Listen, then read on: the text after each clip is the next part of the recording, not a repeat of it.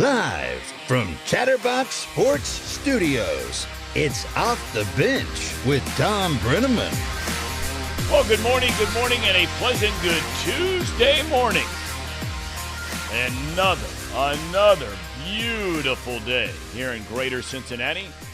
And we welcome you, as always, to Off the Bench, presented by United Dairy Farmers. And I am wearing some of United Dairy Farmers coffee this morning. Good look. That's good luck. You know, you get nice clothes, and some people are just really good about not spilling stuff. I don't fit into that category. Every piece of clothing I have has some kind of stain on it, some regard or another. We welcome you to Off the Bench, presented by United Dairy Farmers. I'm Tom Brenneman. Great to have you with us. We come your way Monday through Friday, 10 A to 12 P. You can follow us on YouTube, the Chatterbox Sports page. You can also find us in podcast form. Just search Off the Bench with Tom Brenneman, and you're dialed in. It was a good night for the home team at GABP last night. Good game, in fact. Back and forth game. The Cardinals, late in the game, had the bases loaded in the 9th. They had 2 on in the 10th. But the relief pitching got it done when it needed to. Cardinals couldn't get the big hit. Nick Senzel delivered a sac fly in the bottom of the 10th inning. Reds win the opener of that 3-game series 6-5. Now starter Brandon Williamson, who was so good in Denver, last night, 4+ innings, allowed 3 earned runs. 5 relievers were outstanding. His Reds bullpen has been really good. Allowed just 1 run, covering 6 innings.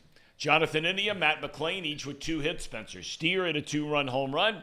For St. Louis, just their 3rd loss in the last 14 games after starting the year 10-24. Game 2 tonight, Graham Ashcraft against Adam Wainwright. And the veteran Cardinal right-hander is just 4 wins away from 200 in his career. We'll talk more about that a little bit later. Gives you an idea of the way the game has changed. Wainwright's in his 40s. And he's just closing in on 200, and he's been really good.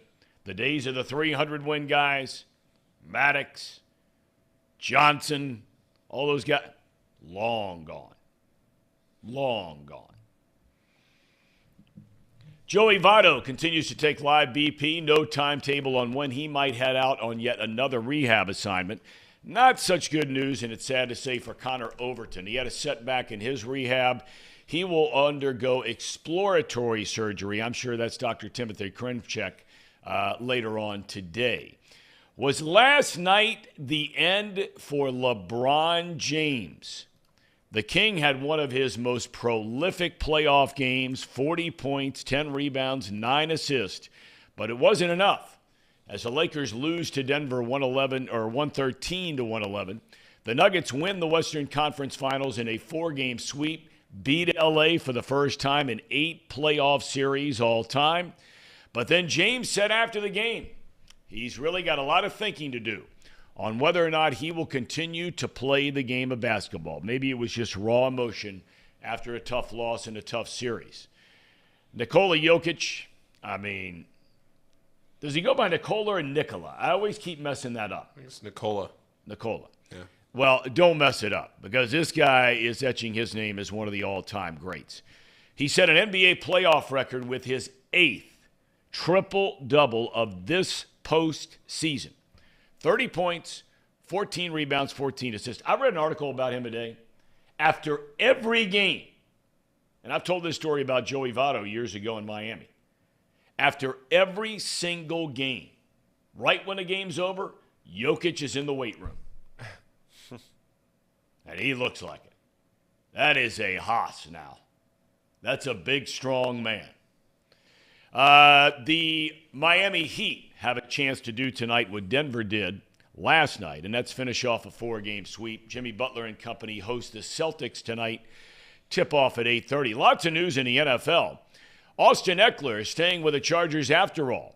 He had requested a trade, you may remember, after the team failed to negotiate a long-term deal. Instead, he will play the final year of his rookie contract, but they're going to load it up with incentives. The Charger running back led the NFL, 22 touchdowns, total touchdowns, rushing and receiving last year, helping the Chargers to the playoffs for the first time in 4 years. NFL owners, very interesting decision last night, decided to allow late season Thursday night games to be flexed out, which has never happened before. What that means is weeks 13 to 17, the league can come in, right? And they can take a game that was scheduled for a Thursday night, because all the Thursday night games are set when the season comes out. Then they can dump it back off to a Sunday. Or the flip side of that is a team that just played on a Sunday, right, who may have played already on a Thursday night, their game can be moved to Thursday night. Giants owner John Mara, completely against this idea, said it is abusive to fans whose schedules would be disrupted. And lastly, the NFL announced that the 2025 NFL Draft will take place in Green Bay, Wisconsin. Now think about this for a second. The total population of Green Bay, Wisconsin is right around 107,000 people. That's the population of Green Bay, right? They almost have as many people for a football game at Lambeau as the population of the entire town. So 107,000 people.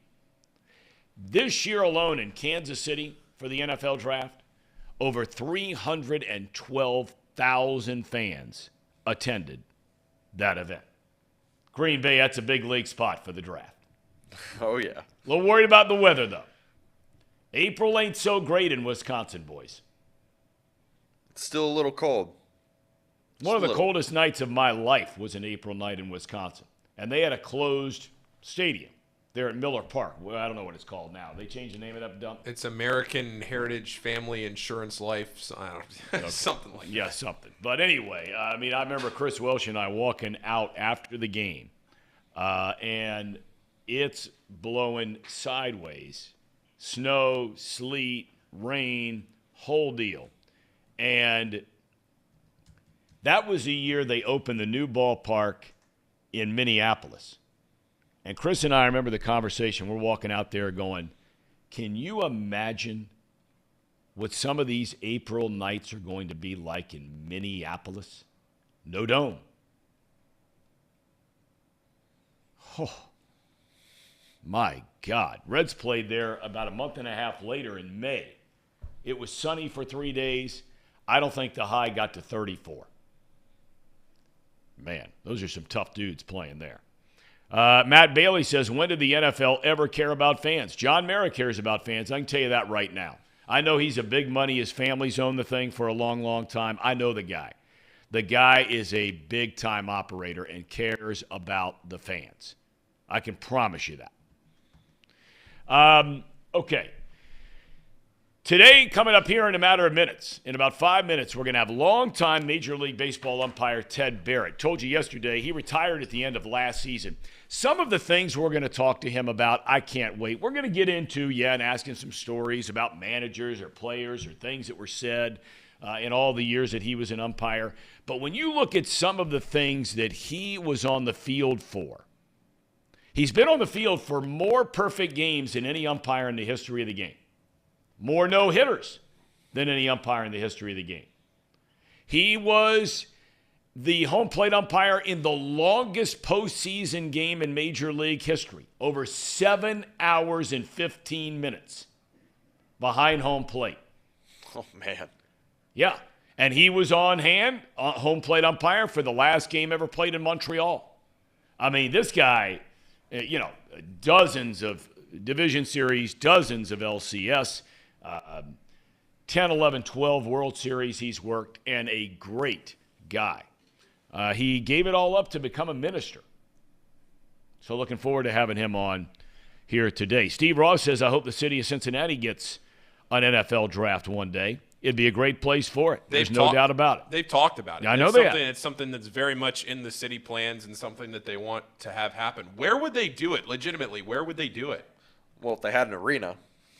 If they had an arena, Casey, now you're speaking my language. Well, they didn't do any of the Chiefs stuff inside. I mean, they created space where you could have a covering. Yeah. You're They not do it right around the stadium is where they would do it. Right down there. The whole thing would be right there at the banks. I bet money on it. 300,000 people. Well, I don't know if we'd have 300,000. I think we probably would. Maybe they do it out at Union Terminal or something. That would be a big league That setup. would be great. With that as a backdrop? Yeah. Right? That's a good question. Maybe we ought to throw some ideas around about that. Where would you have it here in Cincinnati if we had an NFL draft? You got to remember, you got baseball going on at that time, right? They would make sure the Reds are out of town for that. But that'd be great to have it. But at Lambeau, they've got the stadium, and right behind it, they have the Packer Hall of Fame. That will be really, really nice. Everett and Alex Wallace point out we could just do it right here at River's Edge. Right down the road. Yeah. Think there's a good chance of that? Sure, why not? 300,000 people to Hamilton, Ohio's economy. Bring them all Boom in. Shakalaka says demolish Bellevue and just put it there. I love Bellevue. That's a nice place. Isn't that where Tracy lives? Yeah. Bellevue's a happening town down there. They got a lot going on. The HOA would have something to say about that. Well, there's no doubt. We never found out how he did in the election process of the HOA. Yeah, some say Union Terminal, some say the banks. Yeah, I hope we get it one day. Okay, so we've got in a matter of minutes coming up. Good win for the Redlegs last night, right? Good win. Good win. Yeah, St. Louis playing great baseball, coming into town. First time you've played your division rivals all year long. So a nice win for the Redlegs. I don't know how long it's going to last. We talk about it a lot. But the bullpen, now I know over the weekend they weren't great against the Yankees. But, you know, we talked about what a stud Diaz is. Gibault, I mean, he got into a little trouble, and then he gets out of trouble. They've got some guys that are doing a nice job. Hunter Green 2 days ago goes 7. Then you get Williamson 4 1/3. Ashcraft has really been slumping. It's been an ugly May. He'll get the ball here tonight. They need these starters to start piling up some innings for him because we do know the bullpen, it's not going to last. How effective they have been if these starters keep making them pitch 4, 5, sometimes even 6 innings in a game. Yeah, Steve Ross says Ashcraft better give him 6 or 7 tonight. Brian says we're never going to get the draft. You buy that? I think we get it. At some point, I think we get it. I think there's too much talk and too much potential investment in the city that the city is trying to do right now with changes that are happening downtown and the convention center and the new parks that are talking about being built and the hotels and everything else that the city is trying to invest in to really reinvigorate Cincinnati. I think eventually I don't know if it's in the next 6 to 7 years, but I really do think that Cincinnati is going to make enough wholesale changes to the city that they'll do enough to get it.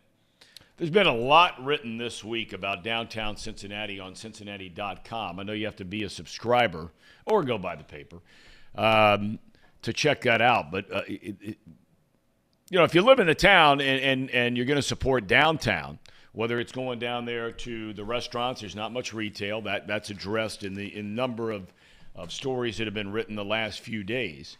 But if you're going to support the restaurants, the bars, all that kind of thing, a lot of interesting decisions and big decisions coming up, including, you know, Paul Doherty's been writing a lot about this, so we'll have him on later in the week. But he's really looking a long way out here on this stadium deal because of what has happened here recently with Buffalo and Tennessee. Similar stadium deals to the Reds. Stadiums are old, need to be redone if not entirely rebuilt. And the confluence of entities that financially are involved, whether it's the ownership of the team, right? Whether it's the NFL who stepped in and gave a lot of money to both of these cities to help it out, whether it's obviously us, the taxpayers, and how much we or you are, have the appetite to support this whole thing. I mean, the Bengals have all the momentum right now, right? And it's inconceivable, and nobody wants to talk about it or think about it because you want to think about and talk about the product that's going to be on the field because it's so exciting, more exciting than at any time in the history of the franchise in the 50-plus years they've been here. But the rubber meets the road when it comes to money. The rubber meets the road. And all of this is already going on. I mean, I've talked to a couple of people involved in this whole thing. There are groups out there that want to come in and try and help the process along that are professionals at this kind of thing. My understanding is the county wants to be the one that is the lead on this thing. Now, I have to ask you. Okay? I have to ask you. And I'm not suggesting they can't get it done because they got it done with the Bengals on the last stadium. They got it done with the Reds on their stadium. You like your chances with the government running that thing? Now, they're going to have a big say in it if there's taxpayer money. But you want them being the point person in terms of creativity, in terms of ideas, in terms of how we're going to put this thing together, in terms of what are we going to do? I don't know.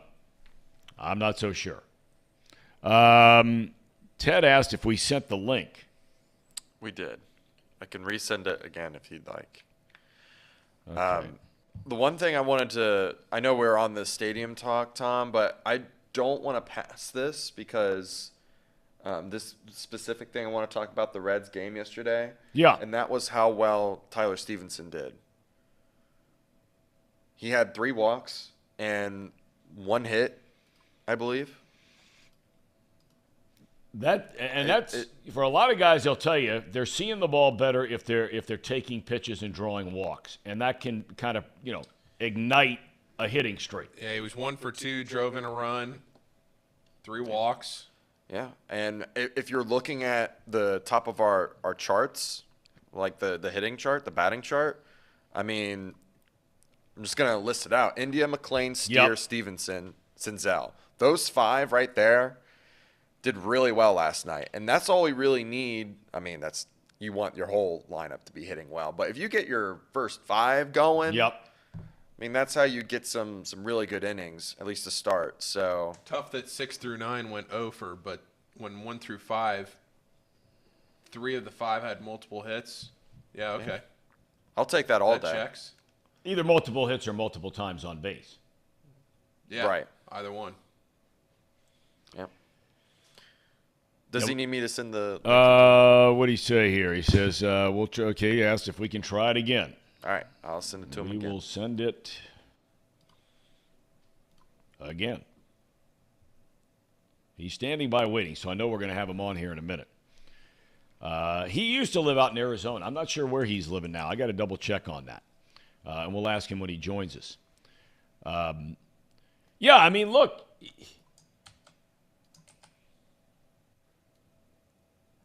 With Stevenson basically doing nothing on offense, and Will Myers has been less than nothing on offense, it's amazing the Reds are really where they are as far as wins and losses. Now, I know they're well under 500. I get all that. But all of us thought that's exactly what was going to happen when the season began, right? They have played better and been more competitive than a lot of us, me included, first to admit when I'm wrong. And I'm wrong a lot. They've been a lot more competitive than I thought they would be. But I'm not jumping on the bandwagon to think this is going to last. Because as I was talking about a little while ago, their offense might get better. There are some guys I'm not so sure are going to be any. I don't think any is going to be better than he is right now. He's been good, really good. But yeah, and Stevenson and Myers can't be worse. So they're going to get better. But you score more, and all of a sudden, with these starters going 4 and 4+ and all that kind of thing. Brian B., he knows I'm a Craig Counsell guy. Is he coming on the show? We'll get him on. We will definitely get him on. Yeah. He's the best. Heard a story one time about that dude. One of his coaches on his big league staff is a guy named Pat Murphy. Some may not know that name, Pat Murphy. Pat Murphy was the head coach at Notre Dame baseball. That's where Counsell played collegiately. Murphy was his head coach. Murphy left Notre Dame to go to Arizona State. Let's try this one, okay? Try this email. Yeah, I got you. Murphy leaves Notre Dame to go to Arizona State. And, it's a powerhouse program, but, it's one of those programs where a lot of people out there are living in the past. They're living in the days, when they had Reggie Jackson and all these kinds of guys, and they were going to the College World Series every year, right? Sometimes winning it under Jim Brock, the prior coach before Murphy, who was there forever. But when Murphy was at Notre Dame, and now Murphy is on Craig Counsell's staff with the Brewers. Murphy tells the story that Counsell comes out, this kid from Milwaukee, scrapper, tough-nosed guy. It's about 30 degrees outside. Murphy's hitting him ground balls, right?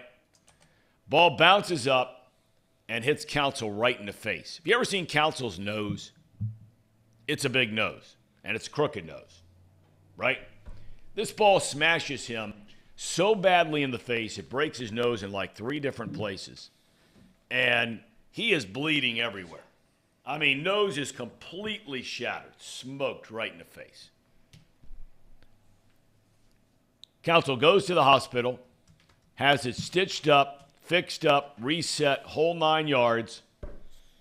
Arms out, needles in. Back on the field. 2 hours later, taking ground balls. It's a real man. It's a real man. That's an NCN man. President of NCN. President? I thought that was Jimmy Butler.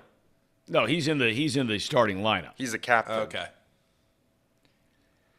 So, and Counsell went on, of course. He was a huge part of 2 World Series winning teams. With the Marlins, scored the winning run in the bottom of the 9th inning, Game 7 of the World Series.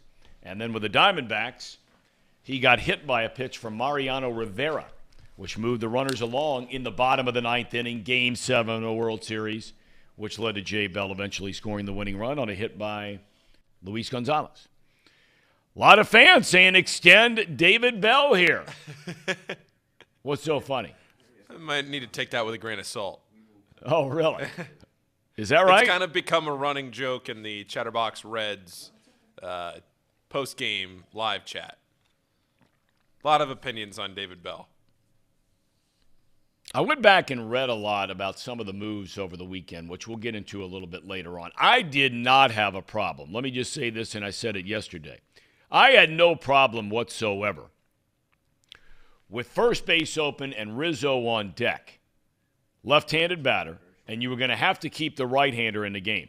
I had no problems at all pitching to Judge there. It was the 2 or 3 other times before that where I think a lot of people have a major issue. All right, well, as promised, we thank him so much for his patience and getting everything through. We've been talking about him, Ted Barrett. Technically, Edward George Barrett. Boy, you look good, man. Well, when all of a sudden did you get this thing going? Well, I would grow a beard every winter and then shave it before spring training started. And so this spring I said, let me grow it out, see what happens. But I don't think my wife is going to put up with it much longer. So I'm enjoying it while I can. Ted, are you still out in Arizona? Yes, I'm out in Gilbert, as you know, just outside of Phoenix. Starting to heat up here. Well, I mean, it's such a great place, and you've been there for a long, long time. And your first year of retirement, I mean, you have been a major league umpire. Well, you started originally, and we'll get to this in a second, but you were in the Pacific Coast League, and then your major league debut comes in '94. You retire at the end of last year. What has retirement been like for you? I know you have a lot of other things that you have going on, and we'll talk more about those. But just being away from the game day in and day out, what's it been like for you? Yeah, it's been a little surreal. Really in COVID, it was kind of a dress rehearsal for retirement. As April and May came up, and we weren't out on the ball field. So and then when the season ended, when the playoffs ended, it was business as usual. November, December, January. Once spring training hit, then it was kind of okay. After all these years, you felt like you needed to get ready for spring training, and then once the season started, I've been loving it. Not having to get on a plane every 3 days and not crisscrossing the country. It's been fun. But I will say this: I feel like I'm busier than ever. I think I need to go back on the road and to rest a little bit. Yeah, I hear you. I hear you. There's no doubt. You growing up, there was a lot of moving around. I mean, correct me if I'm wrong here. You were born in the state of Washington, but you lived part of your life in New York. You lived another part of your life out in Mountain View, California. You went to high school and college out in California. So maybe that was just setting the tone of you in your future endeavors and all the traveling you were going to do. Yeah, it's funny because I remember coming down to spring training in Arizona, and I said, "Man, I really don't like this place. It's hot. It's the desert. It's not for me." And I ended up moving here in 1991, and I've been here ever since. When you first started, you played a lot of sports in high school. You played basketball, captain of the football team, all this kind of thing. You for a short while, an amateur boxer, right? Correct me if I'm wrong. And I assume you decided I got to get out of that in a hurry, right? Well, yeah, I decided I was going to turn pro. I was going to be heavyweight champion of the world, and actually moved to Las Vegas. I was there. I was sparring with some pros, and that's really kind of where the umpire thing. I had dabbled in umpiring. I had done some high school. I had done some little league, and met some guys that were minor league umpires. And my father actually offered to pay for me to go to umpire school, and I thought 5 weeks in Florida. It's better than getting beat up down here in Vegas. Yeah, I'll go do it. And from there, I got hired and I went to the minor leagues, and I still boxed a little bit even while I was coming through the minor leagues just to try to stay in shape, and I loved it. But I tell you, it was umpiring was a lot better than boxing, and yeah.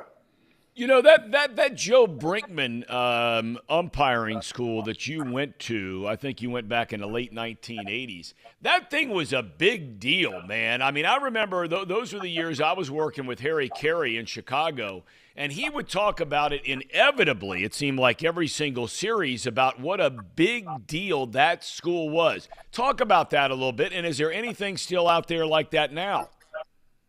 Yeah, well, Joe Brinkman had a school there in Cocoa Beach, in Cocoa, and Harry Wendelstedt had his over in Daytona. And, so those were the kind of the two competitors. They were really you had to go to one of those two schools to get into minor league baseball. And now it's a little bit different. Harry Wendelstedt has passed, and Hunter handles that school.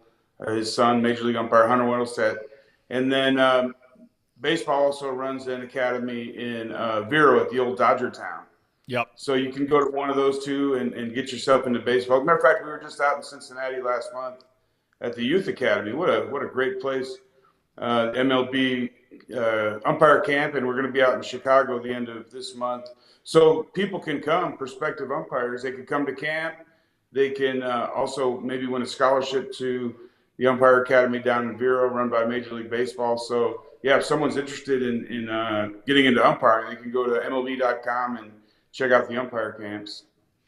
Ted, I still have a son who's playing high school athletics. And here in Ohio, it doesn't matter whether you're talking about football, whether you're talking about baseball, basketball, lacrosse is a big growing sport, the whole 9 yards, soccer, whatever it might be. They are begging for officials in this state. In fact, I've given serious thought to going through the schooling on it to go do football or basketball because they need officials that badly. Are you seeing that in baseball across the country like we are here in Ohio? Yeah, absolutely. And it's really sad because I know I've got some friends in other states. They're kids like yours playing high school ball, and they're getting games canceled. because there's not any umpires. They're getting games, the JVs having to play on, a different day. I know in football, they're playing freshman football on Wednesdays, JV on Thursday, and varsity on Friday, just so they can get the officials to work the games. And that's terrible. But, it's people get abused verbally, Yep. why would someone want to do it, right? It's not worth the pay. It's not worth the headache. I know of several umpires here in the Phoenix area that have been umpiring. You remember what it's like in Phoenix. You're playing baseball year round with the travel ball, and the weather's Yep. so great in the winter. And there's just not enough umpires to cover it. And a lot of guys that have been doing it for a long time are hanging up their gear saying, I don't want to deal with this anymore. I want to deal with the hassle, and it's terrible. And so, we're really trying to – I try to get out and recruit high school baseball players and junior college baseball players to get out and umpire. It's a great job. It's a great way to supplement your income. I think it makes you a better player. If you get back there behind the plate and call balls and strikes, it gives you the perspective of what the umpire thinks. And, and then it's also something that if someone wanted to do it for a career or even as a second job, you can do that as long as, well into your advanced ages. Yeah. So, and I mean, I guess that would lend itself to the question, knowing the situation that we're in right now. Look, I'm never going to say it's easy because there are thousands of guys, tens of thousands of guys out there that want to be a major league umpire one day. Despite a shortage, there are still tens of thousands that do. But because of the shortage, would you say compared to when you were coming up that the chances at least are percentage-wise better to have that as a career than they've ever been?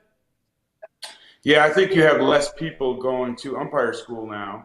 At the professional level, the odds are probably about the same because you don't have that many openings. Last year 10 of us retired. It was kind of an unusual year. Usually there's only one or two. But at the amateur level, you can progress up high into college baseball and the good high school baseball. And so I think people should take advantage of the fact that there's a shortage and really give it a try. And also, like you said, you could do football, you could do baseball, you could do basketball, and a lot of minor league umpires supplement their income by doing high school basketball and wrestling. You get out there, do some training, and get out and start doing it. Umpiring, I know, is one of those things that you either love it or you hate it. So I would encourage everybody, give it a try. If you don't like it, maybe try to find another sport. If you do, there's plenty of work for you. All right, let me hit on a couple of things. Strangely enough, the year you decide to retire is when all of a sudden Major League Baseball implements all these brand new rules. You still watch the game. You follow the game. You have a lot of friends who you worked with through all the many, many, many years, 30-plus years as a Major League Baseball umpire. What do you think of the rules, and what do your peers think about them? So as a fan, I think it's great because, the speed up rules, the game's going 2.5 hours, 2 hours and 40 minutes. So the umpires that I talk to now, though, they love it. They love being on the field less. It's going to be better on their bodies. Over the long grind of the season, it's going to be better. But Bill Miller said to me the other day, I saw him working the Diamondbacks game, and he said, my game's only 2.5 hours, but I'm still have the same workload. I'm calling the same number of pitches. I'm just kind of compressing it. And so they're telling me that it's more like a sprint now than a marathon. And so at the end of the game, they're happy that they're out of there at a decent hour, but they're worn out, especially working the plate. And these new rules just piled so much more responsibility on the umpires. The disengagements, you've got to now keep one eye on the clock. All the different nuances that happen. We saw the other day with a catcher trying to call timeout to go to the mound, and can he call time? Was the hitter alert to the batter? It's just, I think about when I came up, we put the gear on and went out and called balls and strikes, and now it's just all the rules that have evolved. Mound visits, the 3-pitcher minimum rule, all this stuff, which I like the rules. But the amount of workload it puts on the umpire it's really increased from 30 years ago. What would you say, Ted Barrett, to the fan out there who says, you know what, we should go to electronic calling of balls and strikes? What would you say to that? I would say, you got to be careful what you wish for, because this is something that we've really looked at. We've looked at hard through the umpires union, and look, a lot of people think we're against it because we don't want it, because we want to call balls and strikes. But the reality is, we want what's good for the game. And if this is good for the game and it's better for the game, then hey, let's do it. But if it's not, let's be careful what we're running into, because it's hard to roll it back. It's like with replay. Which I'm all for replay on the basis. I think that was a great thing. We just lost Don Denkinger last week. Just had the service for him. One of the great umpires in Major League Baseball, and what is he known for? The misplay in the 1985 World Series. Jim Joyce, one of the great umpires that I got the pleasure to work with. And what is he known for? The 27th out of the Galarraga perfect game. And so replay would have fixed those, but it also created some situations that we didn't anticipate, right? The guy sliding into second base and, his hand comes off by an inch and the fielder leaves a tag on him. I don't think those were things that we wanted to happen. So with the electronic strike zone, to answer your question, it could solve some problems, with being 100% consistent, no human error, no umpire missing a pitch. But the technology also is not perfect. We see a lot of missed pitches that don't track. Some days the system doesn't work. So if we're going to go into this, it's got to be 100% ready to go. And I just don't believe it's there yet. So I want to tell the fans, they keep screaming for it, but it's not ready yet. And when it is ready, then we can have that discussion if it's best for baseball or not. It's kind of a long answer to your question, but no, it's not. But I mean, you bring up a great point, because you hear people scream and moan about it all the time. They talk about comparing. They draw the analogy to tennis, where the ball, did it hit the line? Was it off the line? You know where I'm going with all this. But I mean, this is a whole different animal. And I don't know. I'm with you. I've never trusted technology much to be able to hang with it. I mean, you get heat, you get weather conditions. Tennis, you rarely have that kind of thing where it's really dramatic weather conditions. You'll get some hot days wherever, but there's a lot going on there, and I've heard that it's not ready either. I want to get into some moments in your career, because I used to say it all the time as a broadcaster, and I'm going to start with the Cubs. Okay, I'm broadcasting for Fox the 2003 National League Championship Series, right? And you've got the Cubs, who have a chance to go to the World Series for the first time since 1945. They're ahead 3-2. They're at Wrigley Field. The crowd I've never seen anything like it in my life. For Game 6 and then Game 7, it was just beyond description. You were the crew. Help me here. You were, if I'm not mistaken, behind home plate in Game 6 when the Cubs won the first-time World Series, going way, way back, 1918 or something like that. When you're on the field, I know you're staying impartial, but what do you remember about that? And was there something going through your mind where you're thinking, man, oh man, I don't know how this is going to turn out, but if the Cubs win this thing, I'm here to see this? Yeah, during the game, as you said, we're not really thinking about that. You're locked in. You're trying to get pitches right. I remember the kid for the Cubs threw a great game. He really had good stuff that night. And it's when the game is over and the Cubs clinch and they're going to the World Series. And I remember going into the locker room after, and the crowd was just going crazy. And I remember thinking, we might as well take our time because we're not going to get out of here anytime soon. But we went out on usually when the game's over, we'll dress and eat and get out of there. But let's go up on the field and kind of see what's going on. And looking at people just like they're embracing, their Cubs fans are hugging each other, and our clubhouse guy, Tom, was he's a retired fireman, and he said, "Hey, can I bring my boys down?" As being the crew chief, he asked for permission. I said, "Yeah, bring them down. That's That's fine. So they come down, and so I'm standing on the field, and Tom and his boys are standing there, and they're crying, and they're hugging each other, and one of his sons said, "I wish Grandpa was here to see this," and it was really cool to see. You think about the generations of Chicagoans that connect over the Cubs, and just all of their the lean years of being Cubs fans. And now here it comes. They're going to the World Series, and it was a really cool thing for me to see, because you forget, as you know, you go to the ballpark every day, and it becomes a grind, and then games turn into seasons turn into decades, and it's a job. It's punching the clock, and I forget what this was a reminder of what baseball means to people, what following a team means to people, and the family connections. So that was a cool thing for me to see, and that's something I'll always remember. And I've always, as I got toward the end of my career, I remember to look around the stands and kind of soak that in, and just see the beauty of that. You were also around for the complete 180 of something like that, right? You worked the final game as a second base umpire, I believe, back in September of 2004 for the last ever game in Montreal.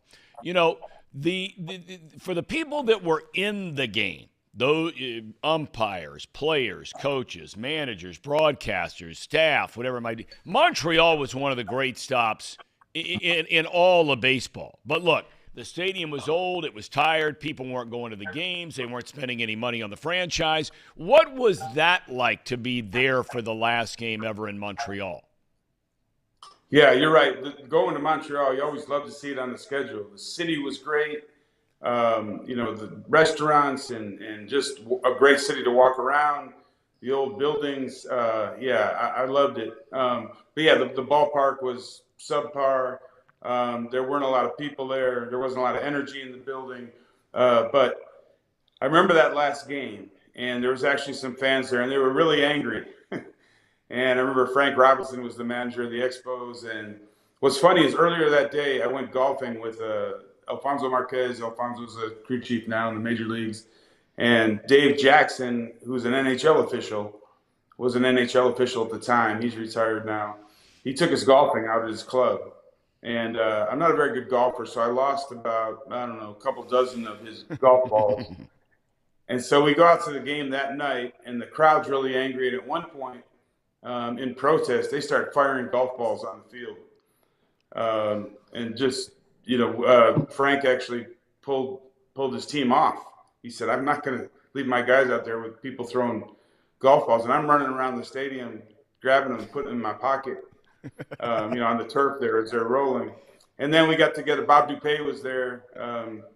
The commissioner wasn't there, but Bob Dupé was. And, we actually talked about forfeiting the game because, the fans are, just so unruly. And which is strange because usually the fans, they didn't get too excited over baseball because, hockey being their sport. But at this point, we got the field cleared and the fans settled down, and we went out and finished the game. But there was some tension there. And I thought, how terrible would this be as a legacy for the Expos if the last game had to be forfeited and we had to pull them off the field, which is something you never want to do as an umpire. But so the game was over, and after we get together with Dave was there, and he came down to our locker room, and I handed him about 30 golf balls. I said, "Here, I'm paying you back with interest." So, what's the most unruly situation? You ever been scared in a situation as a major league umpire? I mean, you talked about how they were unruly that night. Was there another time where you said, "Oh man," or maybe a minor league game where you're like, "This is not good"? Well, there's been, in the big leagues, you have pretty good security. I know people get a little bit unruly, but usually there's a barrier between them and us.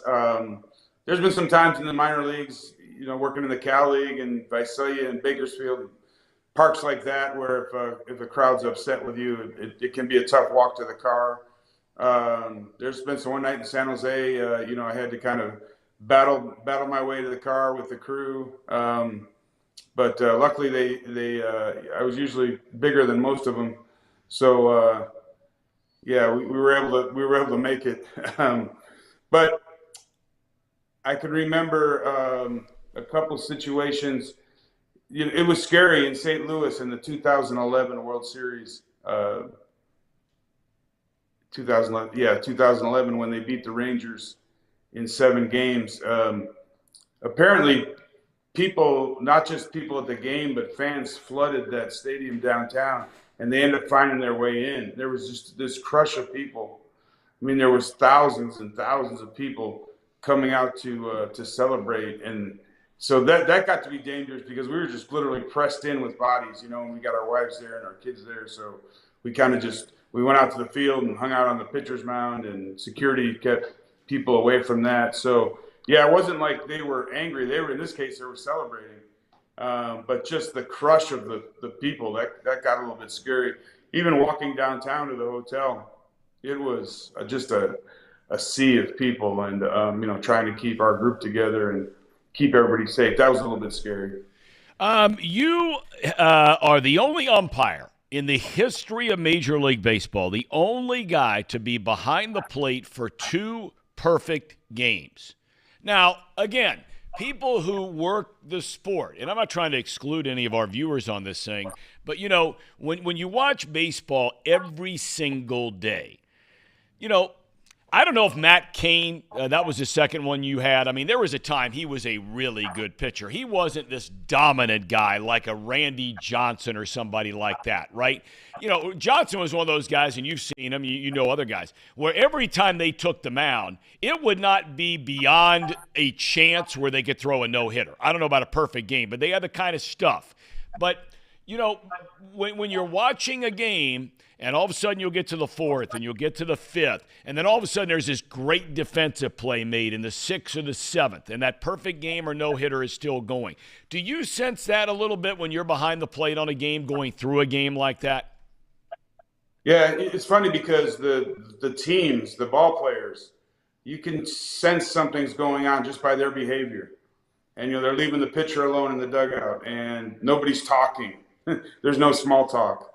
And there's, they now are feeling the weight of the moment defensively. And, there's an intensity. So even if you don't know what's going on, you look up at the scoreboard and say, oh, okay. I tell people with David Cohn's game, it was interesting because there was a rain delay after the 3rd inning. And we walked off the field, and I said, Jim Evans was the crew chief. I said, Jim, we got to get back out there. He's got a perfect game going. And I was joking. Then as the game resumed and started going along against the Expos, actually, as we were talking about them earlier. And I remember looking up at the scoreboard at about the 7th inning saying, okay, there's something going on. I really didn't realize that he had a perfect game going. I saw that there was no hits on the scoreboard, and then I saw he was facing the minimum as they list the lineups in Yankee Stadium. But I'm trying to remember, was there a walk? Was there a double play? Did somebody get picked off? And when I walked off the field, the late Chuck Merriweather put his arm around me. I said, Chuck, was that a no-hitter or a perfect game? He said it was a perfect game. And then now we'll fast forward to 2012 with Matt Cain. In about the 4th inning, I looked up and he's got a perfect game going. And so from then on, I knew it. And so the pressure's on there as an umpire because, you don't want to call a ball a strike because people say, well, the umpire gave this to him. I mean, you certainly don't want to call a strike a ball and then have a base hit or a walk and then you miss a play that costs the perfect game. So there's a lot of pressure on you. Yeah. There's a lot of pressure on everybody. And, I remember some of the great plays that were made in the Cain perfect game. I mean, the Gregor Blanco caught a ball that, he had no business catching. Snyder, the Astros catcher, hit an absolute bomb that I think it was a divine intervention that knocked that ball down and was caught by the center fielder. I thought it was going to hit that glove out in San Francisco in left center. But a touching story on that was the following season. I forget which year it was the year that Matt Cain retired. I came in to San Francisco.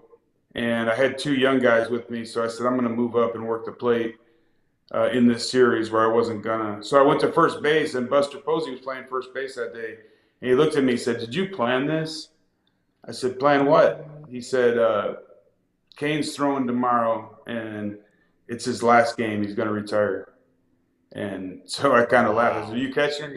Yeah. So I get back there behind the plate, and Matt and I, we knew each other, just from coming up together. We hadn't sat and had many conversations, but I was I was fond of him because I respected him, the way he played the game and the way he treated his teammates and the way everybody, loved him, which was, says volumes about his personality. So he's back there, he was battling that year, some injuries, and so he's throwing. That's one of those moments where I was like, okay, you got to stay locked in here, call a ball, and a strike. Let's not expand the zone for Matt Cain. It was a meaningless game. I think neither team was going to the playoffs, or if they were, they'd already locked it up. So, the temptation there is, let's send Matt out with a great performance, but you can't do that as an umpire. With your integrity, you have to remain completely neutral. But so I was fighting emotions for the first time in my career because, in the fifth inning, he posted 0 runs, and he earned it. I didn't give him any of that. And as he was walking off the mound, everybody's cheering and crying, or he's got some tears going. So I was like, man, I'm fighting it back because I don't want to sit there and have the camera show tears running down my face. Yep. Getting sentimental. But yeah, I was able to stay in the moment. And then afterward, I was at third base, and he came out and shook my hand and I said, congratulations on a great career. And so, that was a memorable day for me. Now, the one I'm sure you're asked about on a semi-regular basis is, look, Bobby Cox was thrown out of more games than any manager in the history of the sport, right?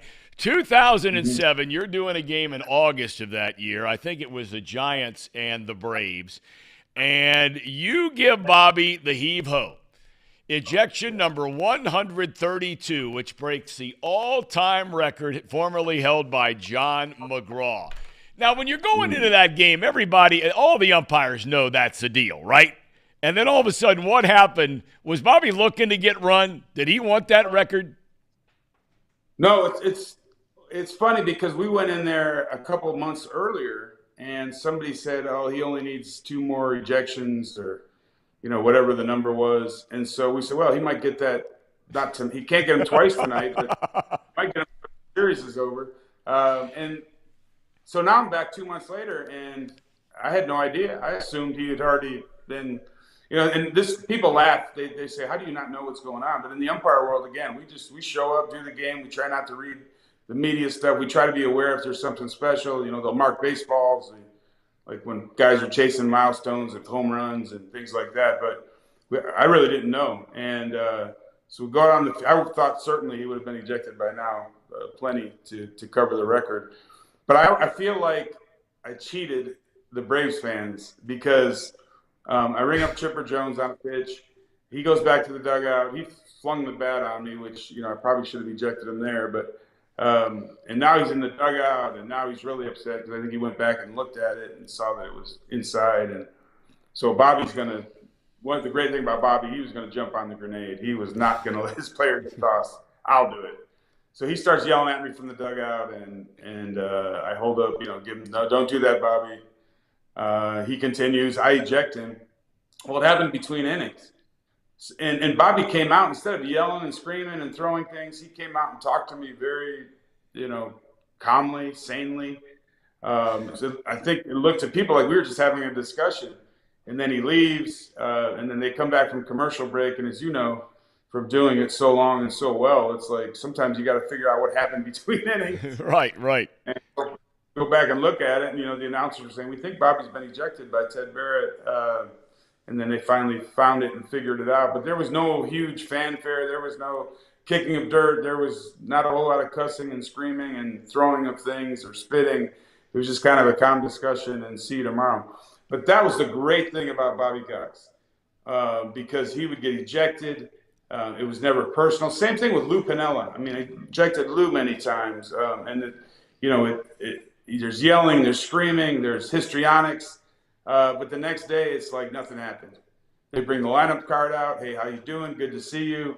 I remember a couple Bobby Cox stories. I was working in Arizona. You were doing the game. and Tony Randazzo threw him out.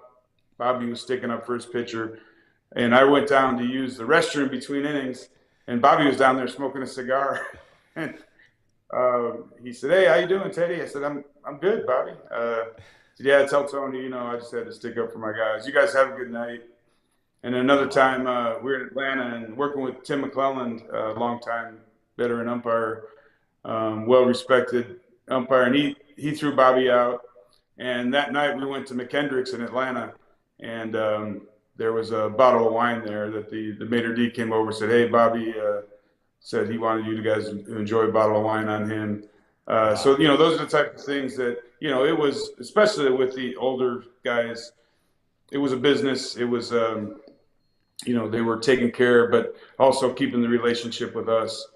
And there was mutual respect, and I've got a ton of respect for both Bobby and Lou. And so, that's something that, you see on TV with it looks like they're really upset and really mad. And sometimes they are, but a lot of times they're just doing what they have to do to manage their ball club. Ted,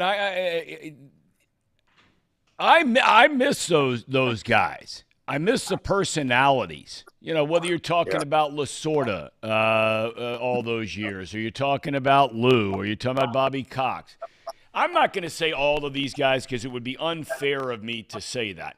But it seems like now we've almost reached a point of cookie cutter kind of guys, where either they're afraid to show emotion, they're not allowed to show emotion, they don't want to show emotion. And so it's become in a lot of ways an emotionless sport, which I think hurts the sport. Did you, as you got here to these last number of years and you saw that old guard start to change, the Tony La Russes and some of those guys, do you miss those guys, or were you like, man, look, I loved them, but I had enough of it? Well, it has become sanitized, and sometimes we knew our role, and we knew it was good for the game. People like to see that, the jawing and the umpire, the back and forth, and again, it wasn't personal. It was, we were playing a role, they were playing a role. Sometimes they were genuinely mad, and we were genuinely mad. Don't get me wrong, but we knew it was kind of the confines of the game, and then the next day it would be forgotten and over. Sometimes. Manager would apologize. Sometimes we had to apologize. Hey, took it too far. Sorry about that. There's not much of that anymore. Now it's, now it's a lot of passive aggressive stuff. They're mad because of a call you had, and now a few days later they're still mad. We just kind of got it off our chest. It's like, I'm in my late 50s now. My brothers and I, when we were kids, I grew up with 3 brothers and a big dog, so we were fighting all the time. It's fisticuffs in the morning, but, then you're best friends again a few hours later because you were able to get that out of your system. Sure. Right? And now I just think there's just a whole lot of things that bubble up because they don't get it out of their system. They don't snap one time and then say, hey, all right, sorry, let's move on. Now it's just like it all bottles up. And it really, so there's a whole lot of tension there that just never gets released, and I think that's part of the problem. Maybe we need to go back to just letting it fly once in a while. Yeah, I'm with you all the way. I mean, I think that's probably true in a lot of walks of life these days, truth be told. Before I ask you what you're doing now, if there's one rule out there that perhaps fans misunderstand more than any other rule. You watch baseball day in and day out. You'll hear announcers say, or you'll hear fans say, I'm just giving an example. This might be the answer, might not be the answer. But say the check swing, and they'll say, well, he never broke his wrist. You hear that all the time, right? You've heard that 50,000 times, 5 million times. What's the one rule out there, whether it be new or whether it be just an old rule that's just misunderstood? The most misunderstood rule. Is there one? I think one of them is people think, oh, he's running out of the baseline. But, actually the runner establishes his own baseline. And it's when the player attempts to make the tag, did he deviate from the baseline that he established? You don't draw a line from first to second. The other rule that's largely misunderstood is the running out of the runner's lane, running to first base. If you remember back to the 2019 World Series, the Washington's playing Houston, and I think it was Trey Turner was Game 6. Sam Holbrook calls him for running out, and it's actually not interfering with the throw. It's interfering with the first baseman's ability to make the play. So I heard from everybody, oh, the throw came from third base. That shouldn't have been interference. And I happened to be in town for negotiations. And I saw a lot of very smart baseball people that know the game. And all of them were just screaming about this call and how it should not have been made. The reality is, when you try to draw this play up at umpire school to simulate it, to get students to realize, what's interference and what's not interference. This is a textbook play to teach a young umpire at umpire school. This is interference. What I'm saying is there was no doubt to any umpire that the call was correct. And yet the whole baseball world was up in arms at this, thinking that it was a terrible call, and it wasn't. So that showed me how misunderstood that rule is. Another thing is, obstruction and interference. One thing I always respected about you in the booth is that you always tried to, know the rules and educate yourself so you can educate the viewers. And as umpires, we appreciate that when announcers do their best to try to be accurate when they talk about rules. Look, it's complex. The rule book's complex. There's a lot of nuances. No one can know everything. We always have to brush up and study, but that's our jobs.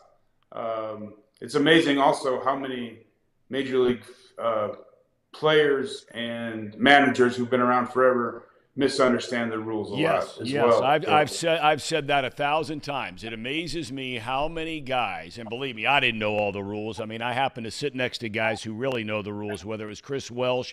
As you know, you've done a lot of work with Chris on rules and the Rules Academy website. Bob Brenly knew the rules very, very well.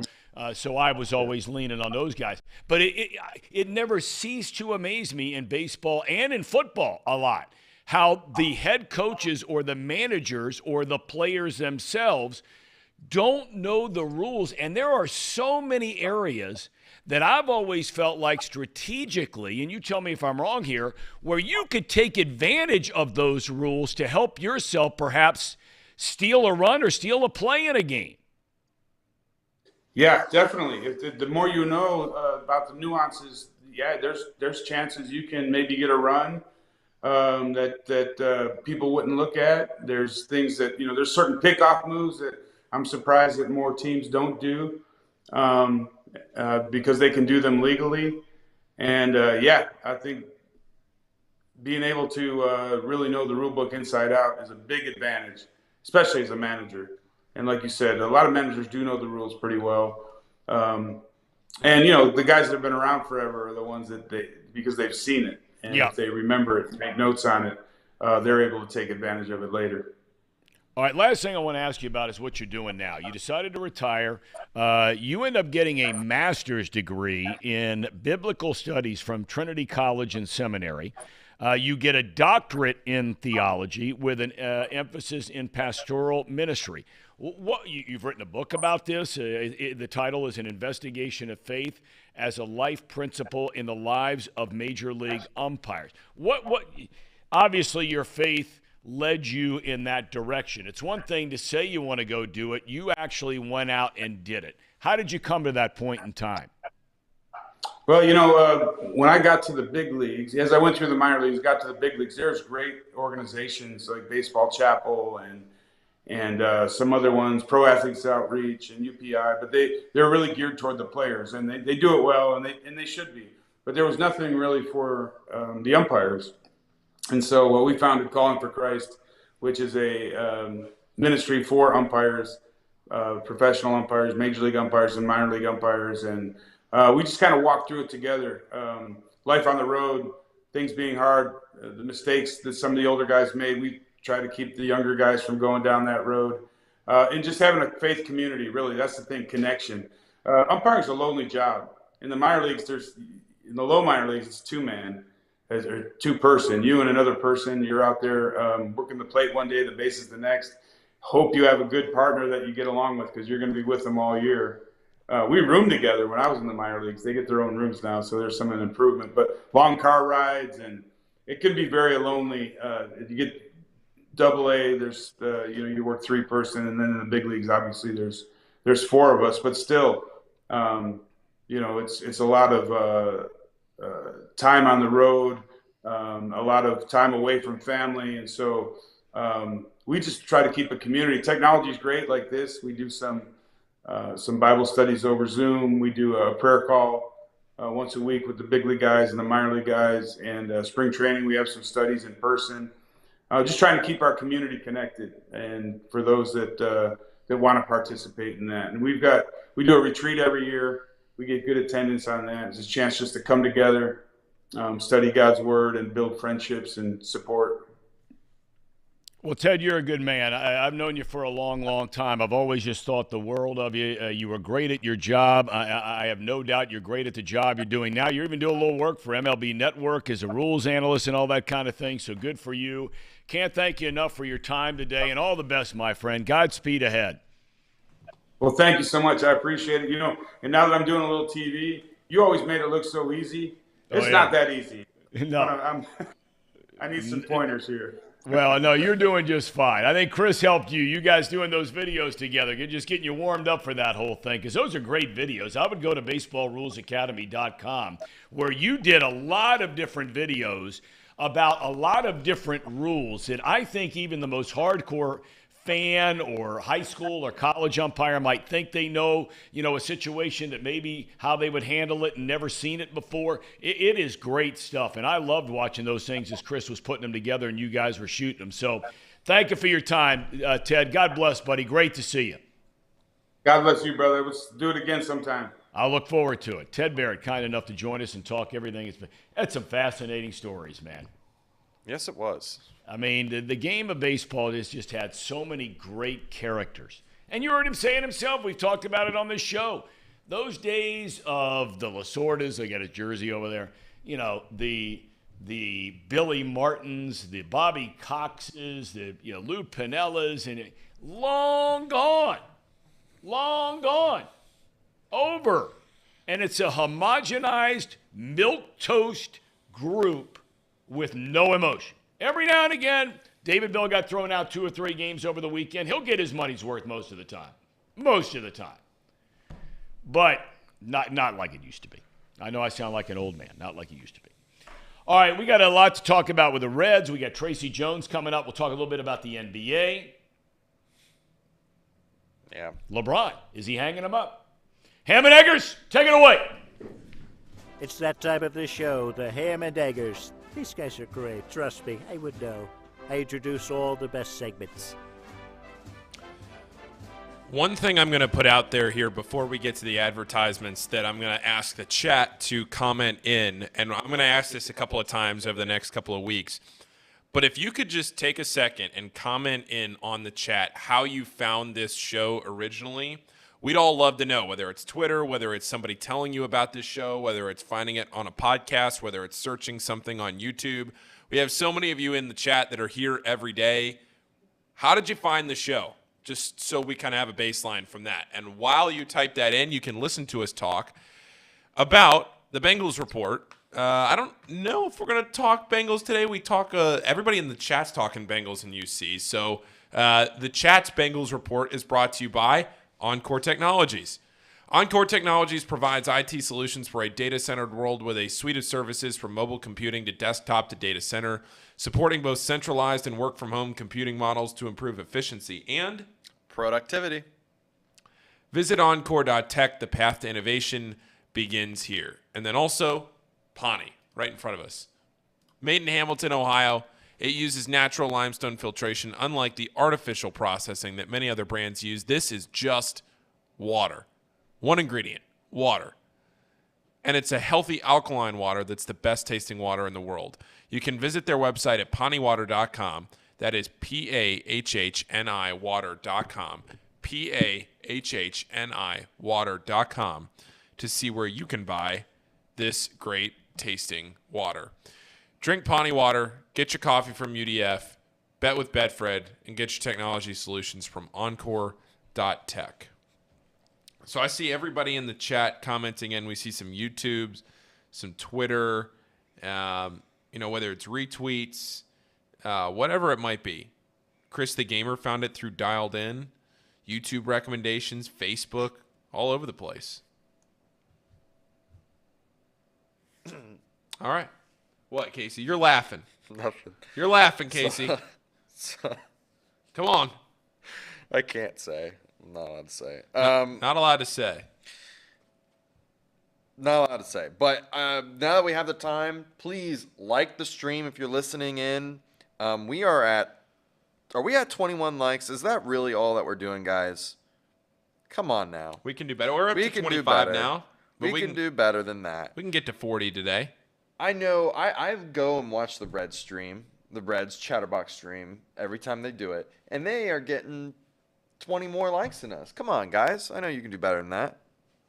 Got 82 in the chat. Let's try to get to 40. At least 40. That's right, Mouse Cop. If you like the stream, you love BLP. That's how it works. You're showing love to BLP. Hey, we got a great week of weather outside this week, don't we? That we do. Oh God, what a great week. Get out. Tom, you gonna play some golf this week? No. No, you have lacrosse this week. It's all about it, man. You have a big tomorrow night, right? Tomorrow night, regional final for the mighty Marymount Warriors, taking on undefeated CHCA. Rivalry, some say? I'm going to back off my comments until after the game Okay. because there has been a lot of animosity build up there for me on a very personal level in this rivalry, if you call it that. You know what they say about a rivalry? The other team every now and again has to win. There's been none of that, as in zero. None. So, we'll see how it goes tomorrow night. Marymount v. CHCA at Marymount Kusel Stadium. What time's the game? 6 p. So, excited about that. Very grateful that our son gets a chance. This is the last ride. And, I was telling you guys earlier, I was telling Reed earlier, and all of you have been out there, and I'm not sitting there, there was a nice article about Marymount today. Luke was mentioning there he's a goalie for the team, blah, blah, blah.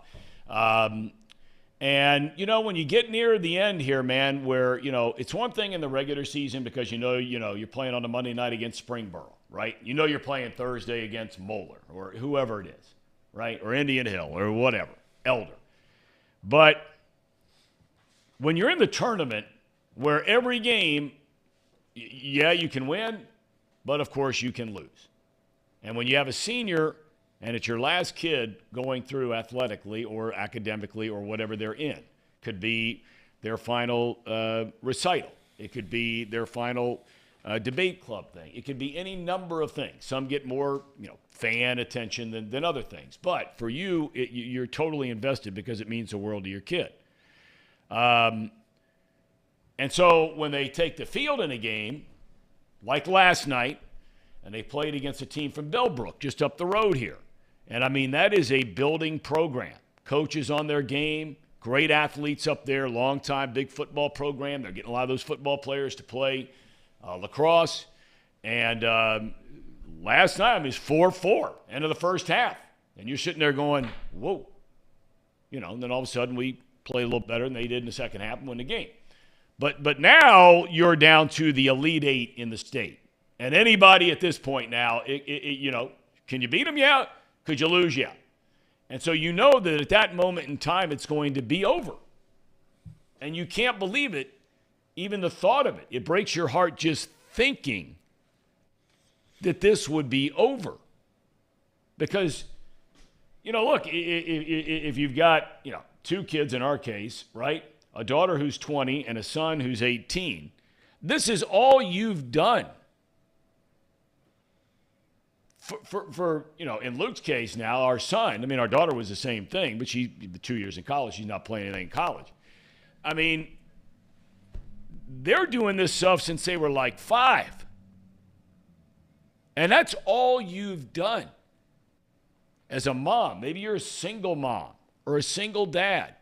And, man, you're racing from one job to the other job and trying to get to the last 3 innings if it's a baseball game or the start of a lacrosse game or a Friday night basketball game, the practices, In some cases, the off-season travel teams get in a car and drive to Maryland for 4 days and play lacrosse, and it's 8,000 degrees in Baltimore in the summer.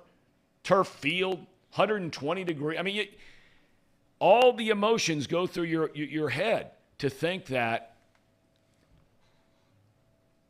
in an hour and a half from now, this could all be over. And then what? You know, it's like the Candidate, the old Robert Redford movie. I'm showing my age. If you've never seen this movie, it's a great movie to watch. But the closing line in the movie, the entire movie has been about this guy running a campaign, right? And, you know, this debate and that debate and all this kind of stuff. And he's this dark horse candidate who all of a sudden wins. And at the end of the movie, he looks around after they just find out, and Robert Redford says something to the effect is, what do we do now? And that's where it gets to be as a parent. You're like, what do we do now? And man, then you start adding a layer to, you know, being an empty nester. I don't mean to get overly, you know, Dr. Phil, Freudian stuff here, but man, this is part of real life. This isn't some bullshit pass on a 3rd and 9 from the 18-yard line.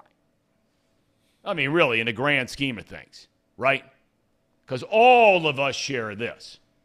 There are some people that care a lot more about 3rd and 9 from the 18 than other people. But every person that's out there that's a parent can relate to what I'm talking about here. And, man, I'm not going to cry, so George Santos, that nickname. What is this, Dr. Phil, you know that I know that you know? Does he say that a lot? Huh? It's a classic. That's a classic. So what are you going to do? Sir Boy Wonder says, build a bar or build a hot tub. Go out west and live off the land. Yeah, I'd be really good living off the land. Yeah. Oh, yeah. Yeah. Oh, yeah. What's the new, I mean, because your hobby. This guy, George, I mean, are you kidding me? George, he's commenting. He's bringing it. I tell you what, if I'm doing the chat, right? You are. You are. This This is your chat. All right, I said I was going to be taking notes. George Santos is leaping near the top. Holy Moses. Holy Moses. You got to have notes. Yeah, Fred says, my dad went to every single game I played, even my 2 years of community college baseball games. Yep, and you know what, Fred? Your dad would not have changed that for anything in the world. I have thought frequently here over the last, since I lost my job in August of 2020. Okay, so that year, right? That year my daughter's graduating, is starting her senior year of high school. So, she graduates in 21, right? I got to go do everything that every parent would want to do around graduation, not just the graduation itself. If I was doing the Reds games, I'd have gotten off that day. But the graduation parties, the big assembly where they honor students for their academics or they win a scholarship or whatever it might be, right? I got to go do all that stuff. I got to watch our son that same spring become a starting goalie at Marymount in lacrosse and win a state championship. I got to go to every single play, every single minute of every single game. I even went to a lot of practices and just sat up in my car in the parking lot and watched. The next year, or later that fall, I get to drive my daughter to college. I get to move her into college, none of which I would have been allowed to do if I'm announcing baseball games. Next spring, I get to watch our son again play lacrosse, get to the state Final Four, get beat in the semis last year. And now this year, right? Get to go to all of his graduation stuff. He's graduating next week, this coming weekend from high school, and all of his lacrosse stuff for however that lasts. The point I'm making in a very long-winded way is that I have actually asked myself the question, if I were given my old job back the last 3 years, would I have traded that job and that money, right? Unbelievable money. Traveling all over the country, announcing NFL games, announcing Major League Baseball games. Would I have traded everything that I got to do the last 3 years to have those jobs back and that money back? And the answer is not a chance. Zero chance in the world. I would have traded those times with my wife and kids for those 2 jobs. And I can promise you, for everybody out there, for the people who are watching the show, for the young men sitting in here, Casey and Paul and Jacob and Reed sitting out there, Trace is a dad, Sean's a dad, but for the guys that are not a dad, or the women that are not moms, there is nothing more important than having the opportunity to have those moments in your life. And, you know, you don't have to be a perfect dad. Lord knows I'm not. You don't have to be a perfect mom. There is no such thing. There's no perfect kid. But it's those moments that you wouldn't trade for anything in the world. Okay. You wanted to get into what, Casey, the red legs? Is that what you were talking about? Well, before we got to Ted, I was happy with what we saw, at least offensively, from our Redlegs. If they can just continue this momentum, I think we have a really good chance of winning this series. And, you know, I mean, the problem has really been the offense not producing enough. If you ask me, it's got to start there. Some of the guys that we expected to hit this ball really well have not been. Tyler Stevenson is one of those guys. If they can just continue to play the way they played yesterday, I know it's probably a tall task to do that. I don't know who was pitching for the Cardinals, if they were good or not, if that was their ace. I have no clue. No, it wasn't. It was, you know, we had Ricky Horton yesterday, and he made the comment that the guy, you know, outside of a pitch here or a pitch there, Montgomery has pitched better than his numbers would indicate. When I hear people talk about that, hey, look, he watches him pitch every day. I say to myself, the numbers are the numbers. They are what they are. Right. If your ERA is 6, you've earned a 6. Now, not in, 15 innings.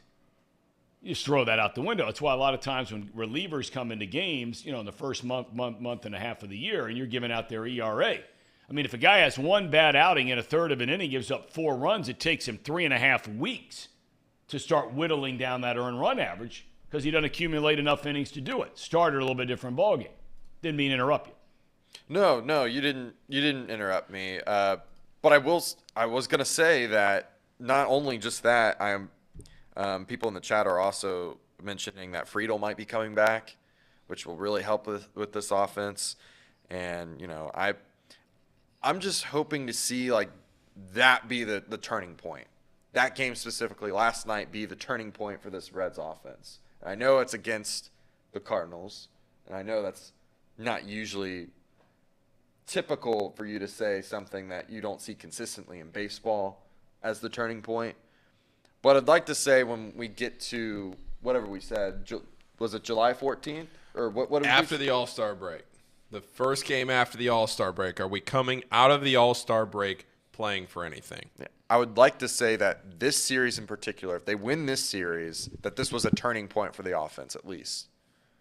And I don't know if maybe we're getting some answers about the logjam.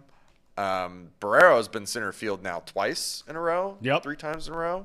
So I don't know what that means for the long-term future, but I thought that was also very interesting to point out as well. Without a doubt.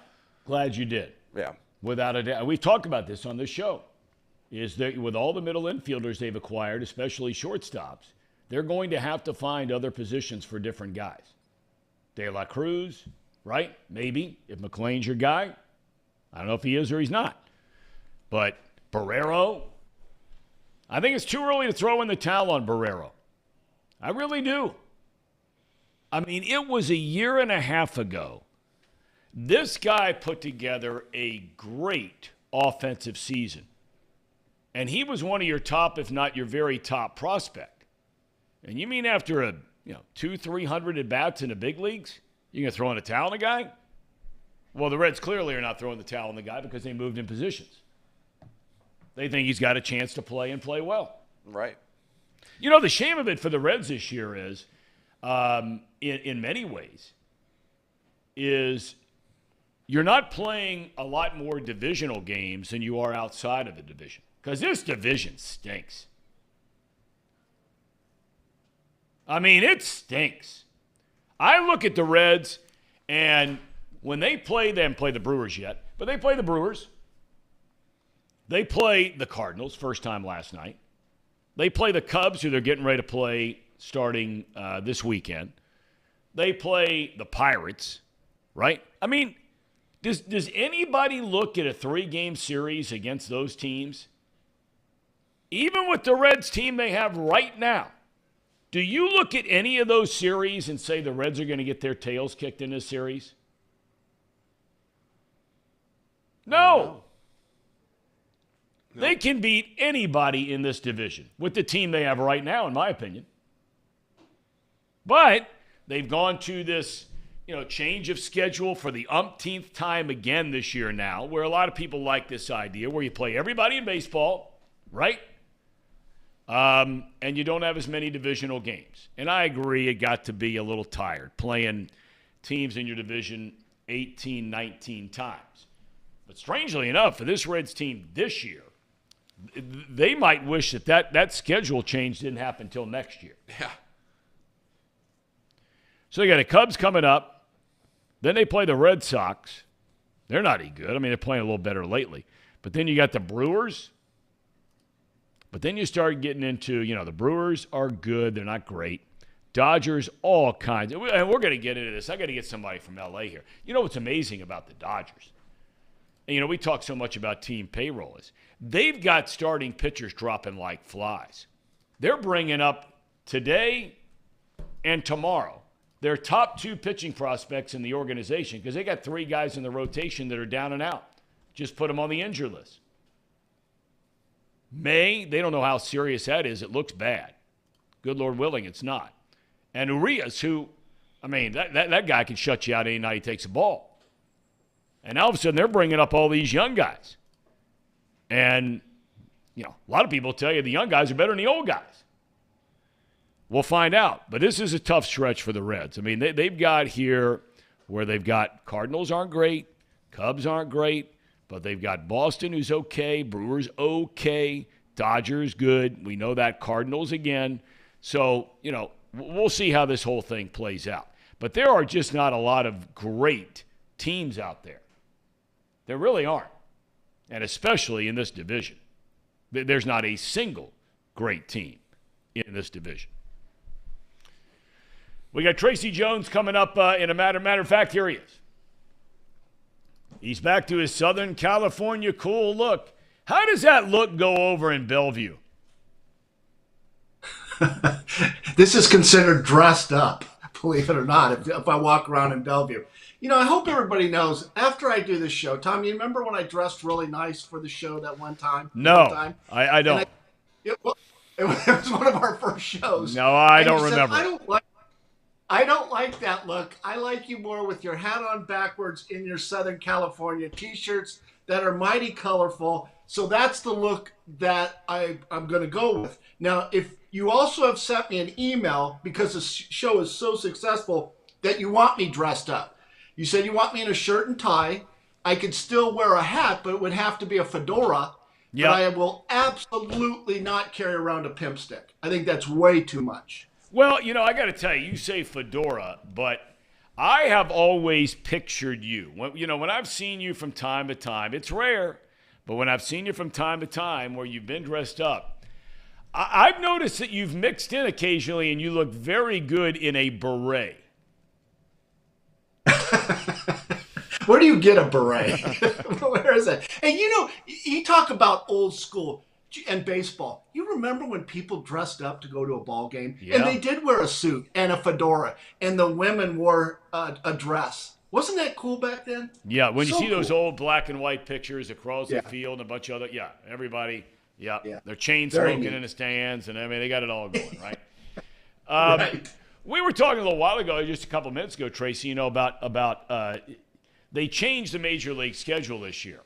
And, forever, it used to be that you would play anywhere from 17 to 18 to 19 games inside your division. Now they've changed the schedule this year where you don't do that anymore. You still play more divisional games than anywhere, but not that number. I'm not so sure that a lot of people who follow the Reds, and even those who put on a Reds uniform, wish that they had delayed that for a year, because when I look at the schedule, and I was just asking these guys this, the Ham and Eggers, there's not a team in this National League Central Division that I look at match up over a three-game series where I say, Reds are overwhelmed in this series. I don't see it. Do you? It's a god-awful division. It really is. I mean, there's not one, and you mentioned it, I'm still in your thunder, is there's not a single good team, in my opinion. I mean, that's where the Reds could finish above 500 and finish in second place. I don't know if they have enough to finish in first place, but I think the Brewers and the Pirates are tied, and they're only 3 games over 500. So what does that tell you? But the Reds got to they got to make some adjustments. I don't know if you've been looking at that ERA for the starting pitching staff. It's what is it? 4.68. That's 27th in all of baseball. Pitching's terrible. Terrible. Well, I mean, when you pull out that number, and that's for the season, but if you were to start really now breaking that ERA for the starters down by month, and they've only played not even 2 full months yet, nearly, because you started at the end of March. But, I mean, a guy like the guy pitching tonight, Ashcraft, his ERA in March and April, was 2.1. He gave up 7 earned runs in the first month. He's given up 19 earned runs so far here in 3 starts in May. So if you think that number's high, how high has it been in the month of May? It's insane. I mean, you bring up Hunter Green. Now, he had a good outing the other day against the Yankees, but he's close to an ERA of close to 5. He still hasn't won a ball game. No. I know he hasn't had much support, but this is your number one starter, and he hasn't won a game. So I think there's problems there.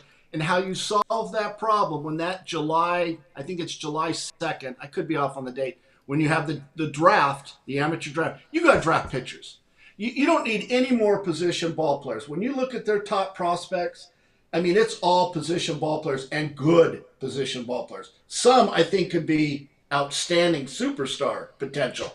But you need to draft not best available, but pitchers. That's what you need. Pitching. Write that down. All right, let me ask you this, because we've talked a lot about, and these are 2 different cases, I think. Well, I know they are, but I don't want to lump them together because I think they maybe an answer is different, maybe the answer is the same. I don't know, but let's start with 2 guys who are just having a bad offensive year, okay, compared to expectations. You have a veteran player in Will Myers, who's been around for a long time. Guy's had a really nice major league career. Been to a couple of All-Star games. He's been a good player for a long time. Yes. With San Diego. Reds bring him in as a free agent. And then you have Tyler Stevenson. So let's split these 2 up. I'm going to start with Stevenson. When do you, Tracy Jones, start to get worried that here in the month of May, he's batting 100 and something. He has 2 doubles and 2 home runs and 5 runs batted in for the entire month. And he's playing virtually every single day. When does it go from a slump to, man, I'm a little worried about it? Well, he got a hit last night. I think he was 1 for 3. And he walked 3 times, which could be a good start, right? Good sign, too. And wait a minute. Hold on. You said something. That's a great sign, because that tells me, not to get too much inside baseball, but that means he's seeing the ball. Remember, if you're seeing the ball, you're able to make the adjustment and get some knocks. So that's important to get the 3 walks. If I was David Bell, I would get with my hitting instructor and his assistant to the hitting coach, who's the assistant. They've got to have 4 assistants. Yeah. And I say, hey, get that guy hitting again. Okay. I don't care what you have to do if you have to watch film from last year, because Stevenson's a good player. He's got to hit for that team. I mean, you're kind of building the franchise a little bit around a guy like that. Yep. So you got to get him hitting. And I think just hard work, getting out there, extra BP, I think he starts hitting. Will Myers, he's in his 30s, right? Yeah. That could be a little bit of a problem. It looks like he's kind of hit a wall. His bat looks a little slow to me. But he's had a good career. I'm not knocking the guy's career. But that's a little different than Stevenson. That's a total different scenario, a young player and a veteran player. Okay, but let me ask you this now. When you talk about you got to get this guy hitting no matter what it takes. Some people would make the argument, and I you know what? After being around the game for a long time, I think I'm in this camp where there's more batting practice and more film and more video watching and more all of that stuff than there has ever been in the history of this sport. Some people call it eye wash after a while. When does a player just need a break from it all? What kind of break are we talking about? You talking about a couple of days, or No. I don't mean a break. I don't mean a break from giving him days out of the lineup. I mean, you just say to the guy, Joe Madden was doing this even with his team entirely, right? He would say, "Look, I'm tired of people being at the ballpark at 12 o'clock. I'm tired of all this video watching. I'm tired of all this nonsense. Everybody get here at 5 o'clock. It's a 7 o'clock game. Be in uniform. I'll put out the lineup card. Go get them."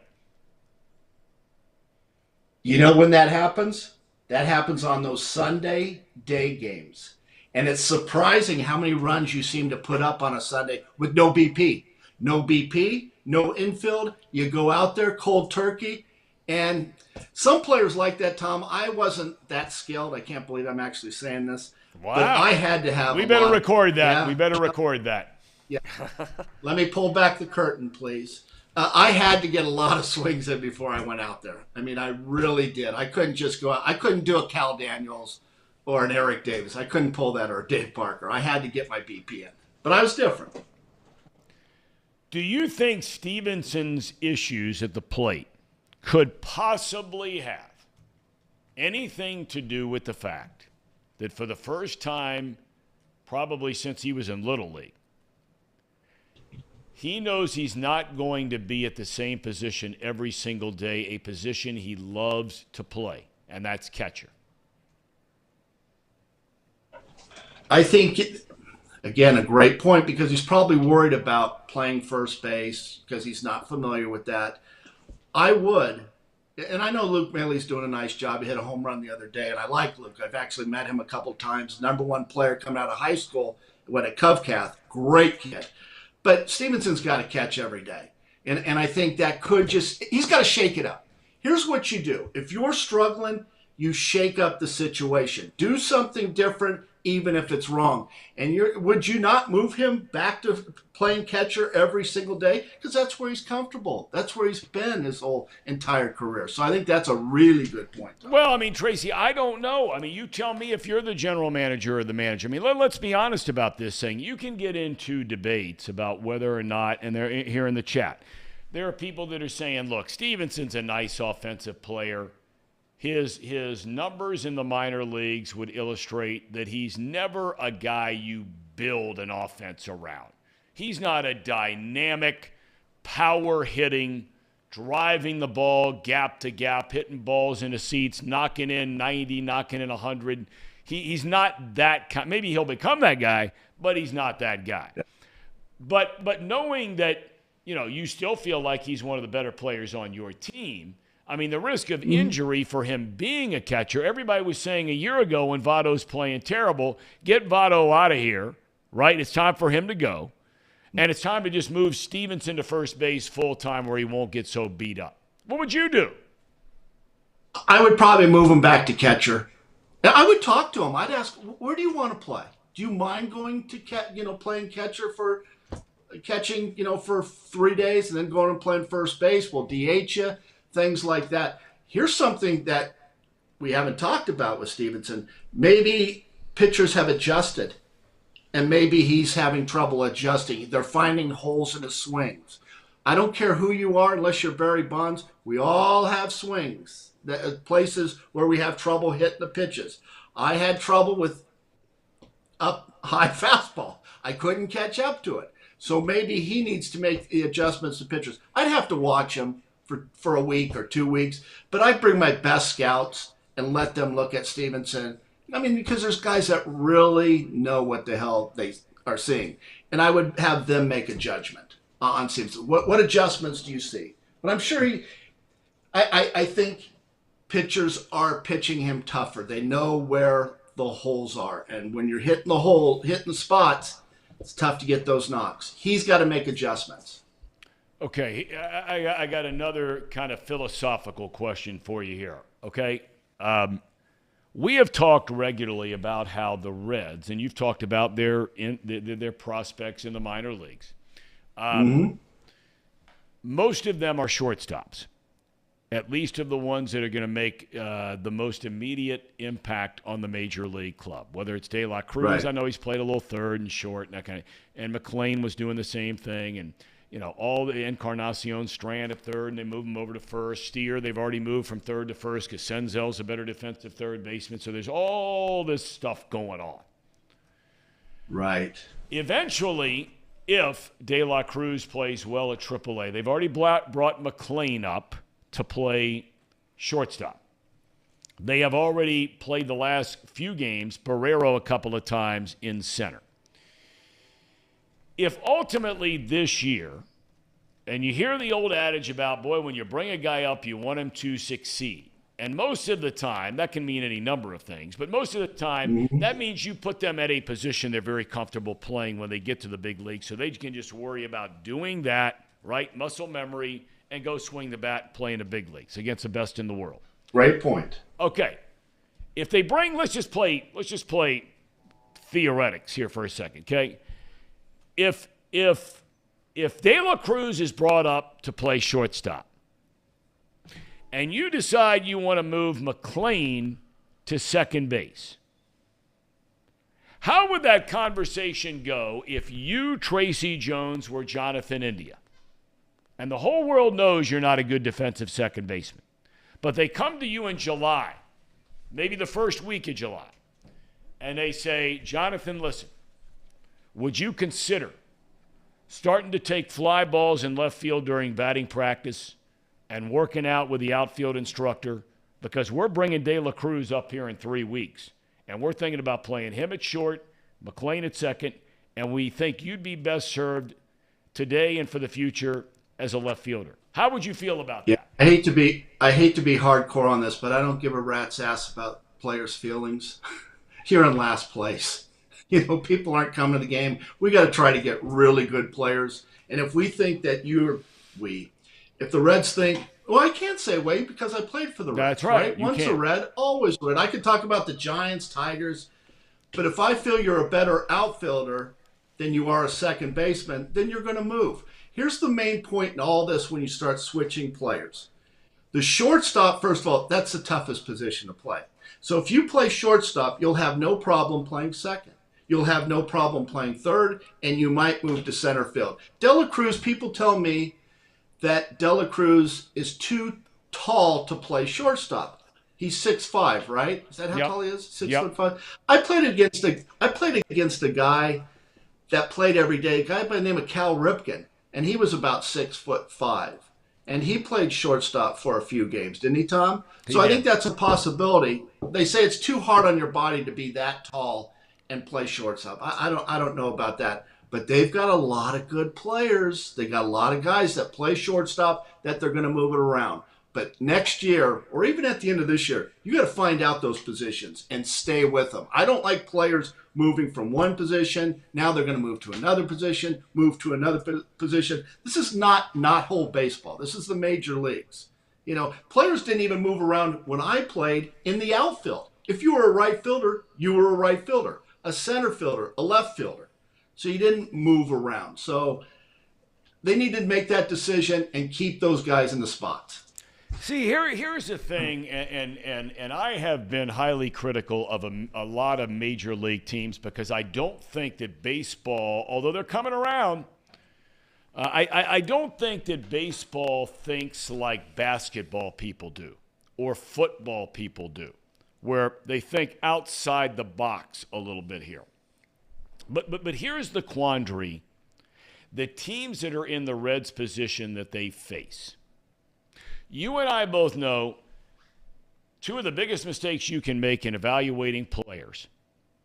Spring training and the month of September. Right? Yep, okay. For sure. All right. Right. Well, if that's a given, and now your job as the general manager of the Reds, Nick Kroll in this case, if your job is to start to figure out who's going to be where looking ahead to 2024, two things have to happen. One, you got to get guys to the major leagues and see how they do before we hit September, right? And can't handle the pressure. Right, and then you got to find out where is our team best served for players at what position. So it's not only one thing to bring up guys from the minor leagues, but let's use the example of Steer versus Encarnacion Strand. And let's just look at that dynamic for this next 3 or 4 months. You know where I'm going with this, right? Yeah. You know where I'm going with this, okay? You've got this the sentimental thing about Votto kind of lingering on the outside there, right? I mean, look, you can say it doesn't mean anything. It means something. He's out there. It's his last 4 months as a player in the big leagues wearing a Reds uniform. If he's healthy enough to play, there are going to be a lot of dates he's in that lineup. Steer, you've already moved from third to first because he's a better defender at first than he is at third, although not bad. He was getting better at third. Encarnacion Strand, across the board, everybody feels like first baseman, no doubt about it. How are you going to determine who is your first baseman? And oh, by the way, Tyler Stevenson plays a little bit of first base. How are you going to just navigate that position with those 4 people over the next 3 months of this season? How would you do it? Man, that's a tough position, but it's a good position to be in, isn't it? Yes, it is. I think you make the really good point. You got to bring him up first, right? You've got Marte. That's a pretty good player. Yep. They say that's the shortstop, right? Well, they third say baseman, he's I the think. best shortstop. They might say that Arroyo, who's 20 years old, he's the best shortstop. Right. He's like their third prospect. So there's a lot of questions there. But I think that's why you have good scouts. That's why you have good coaching. And I think it'll play out. It's not like those guys won't play. They'll just play a different position. But it's a good position to be in. Here's another thing that you could do. Remember, you could always make a trade. You know, if you can go out and trade one of those young guys, you got to be real careful with this. And get yourself a number 1, not a number 2. My whole thing as a general manager would be accumulate number 1 pitchers, like Hunter Green or like, I think, Lodolo. That's what you need to do. I could trade a position ball player for a pitcher. That's a pretty good trade. So there's a lot of options for the Reds. They haven't had those options in a long, long time. Tom, you've covered the team for how long? I did extra innings for, 20 years. I've never seen a minor league system like the Reds have. They've made some great trades. And this isn't like Jim Bowden blowing smoke and saying, oh, this guy's great, when he's the only one that thinks they're great. Other people in baseball think these players are really good. When you have 7 players in the top 100 in all of minor league baseball, I think it's 7, that's saying a lot. But they're all position players except for Logan, the left-handed pitcher. Tracy, I have shared with you, and I have shared with everybody that watches this program regularly. And I'm not being the old guy sitting on his porch saying, get off my lawn. That's not the case here.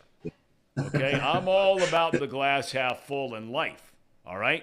I mean, you got to be. But, dude, how many times have I told you? I have never, I will never buy the hype, what they do in the minor leagues. I don't buy it.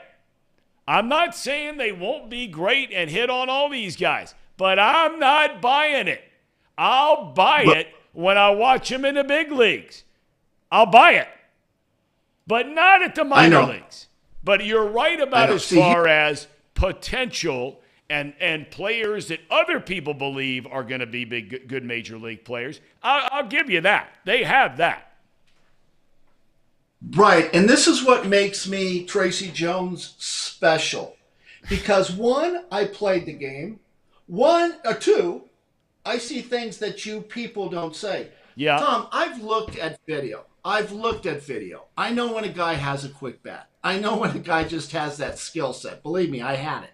So that's how I'm judging it. Okay. And I'm telling you, those guys, when I see De La Cruz hit a ball 465 feet the other night, I'm going, that guy's really good.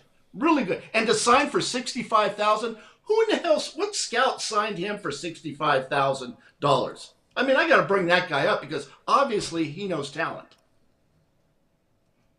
Dude, with all due respect, Stevie Wonder could have seen that Ailey De La Cruz has talent. Well, I mean, come on. Hold on. Barrero gets, what, $5 million to sign out of Cuba? And you get De La Cruz for $65,000? That's a steal, Tom. Well, I agree, but you and I both know there's this mystique built around the Cuban player that's unlike anybody else in the Caribbean or Latin America. You know that. Come on. Mm-hmm. There's a mystique about I think the De La Cruz is going to be a star. Yeah, I think he's going to be a star. I hope the guy is a star. I hope he is. I hope all of them are. I would never root for a young person, man, woman, combination of the two. I'd never root against any of them. I wouldn't root against any of them. That's the funniest thing you've said in 11 months, and you better watch your tongue. You know you got in trouble before. I'm not saying anything, but I'm saying I root for everybody. I'm all in. I'm all in. I'm all about the binary, too. I'm all about that. Hey, God bless them. Whatever floats your boat. Absolutely. No doubt about it. No doubt about it. Okay, last thing before we go.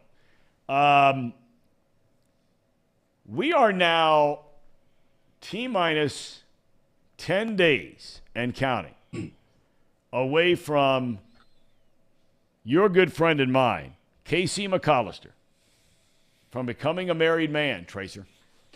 He's got, for all intents and purposes, he's got about 8 days because he's got to have it together by Thursday of next week. Here we are Tuesday.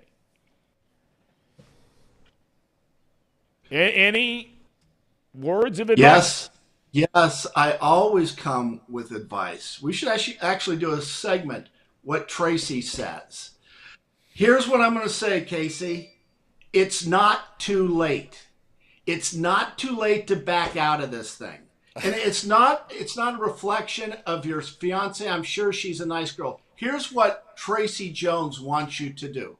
Are you listening, Ham and Egger? I'm listening. Both Ham and all Eggers. ears. Okay. And Paul, I want you to do the same thing with your fiance. I want you to go to the courthouse, okay?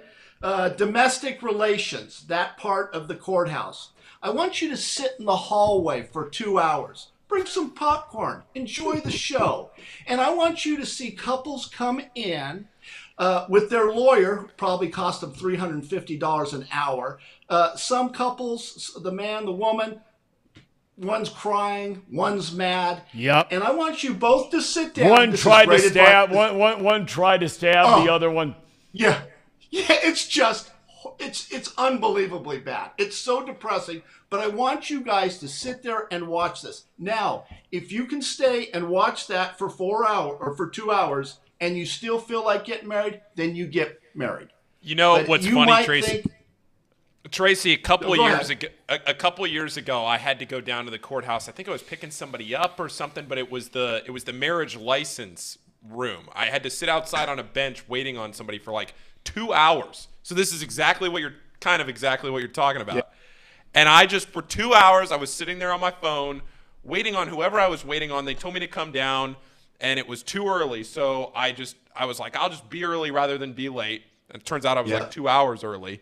And I just watched 2 hours worth of couples going in to get their marriage licenses. And I looked over at the secretary that was sitting there at one point, and I said, man, you see a whole cast of characters coming in. And she goes, yeah, try doing this for 8 hours a day, every day, all day. I was like, this has been 2 hours of pure entertainment. You know, I'm actually getting my marriage license today. We're doing that today. Me and Alex, after the show, are going to go down to one of the offices in Kentucky and get it done. So... Okay, but I've got to tell you guys, let me stop you right there. This is the biggest decision you'll ever make in your life. It's not your job.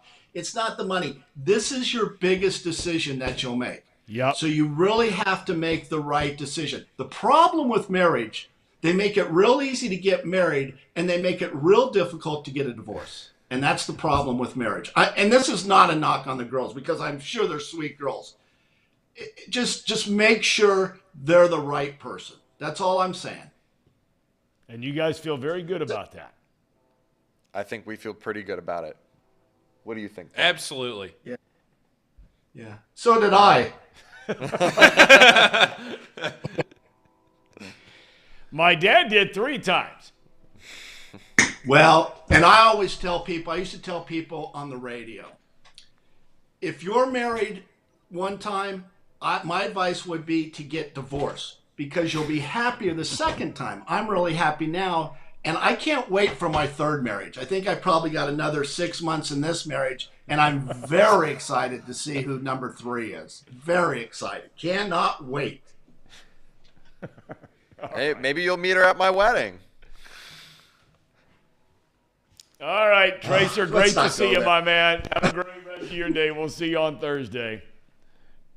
All right, I'll see you, boys. All right, Have a Tracy good day. Jones. YouTube. That's 30 minutes in television twice a week. And Sir Boy Wonder, relax. I wasn't taking the conversation off a cliff or being toxic about everything. We said we're rooting for everyone to do well. This is an all-inclusive show. We're all good here. We're all good. All right? So lighten up a little. What's the deal with Sir Boy? Lately, little I don't know what. A little on edge. I can tell you, he's got some work to do if he wants to even think about being in the chat rankings this week. You know what I think it is? I mean, he's got a lot of work to do. It's because his favorite team is the Reds, and they're struggling a little bit, and he's on edge now. It affects him, Tom. Every win and every loss, it affects him, right? And right now, the 20 and 27, the balance is in the negative side. So Dude, they were in the negative side when I saw him at your bachelor party, and he was in a great mood. Oh yeah, he was fantastic. It doesn't affect him 24/7, but when we start talking about the Reds, it gets him a little heated. God almighty. Oh boy.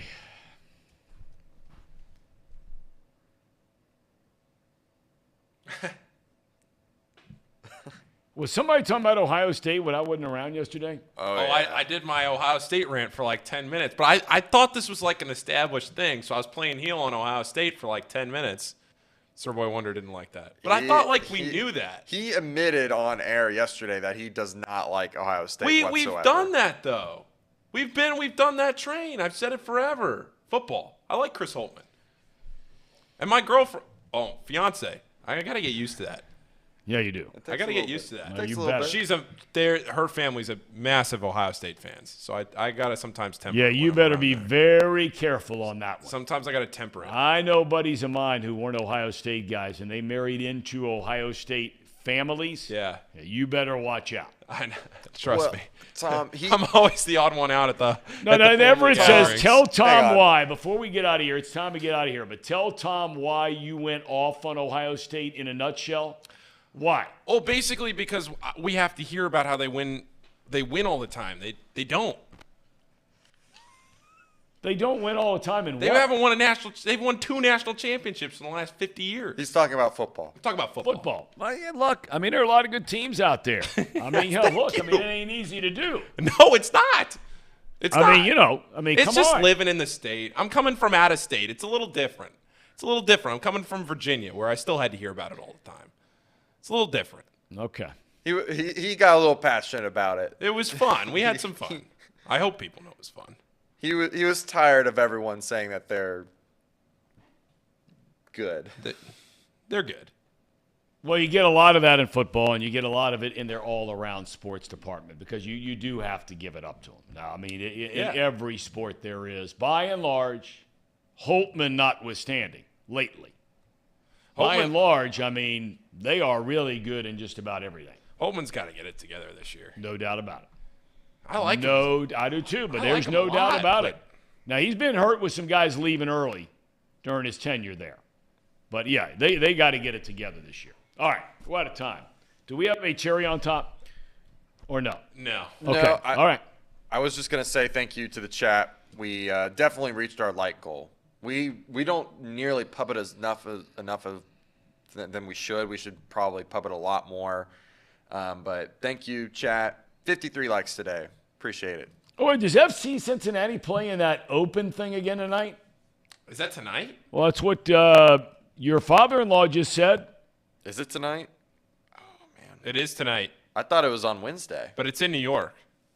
It's not here. Look, we wish him good luck. I do. I wish him good luck.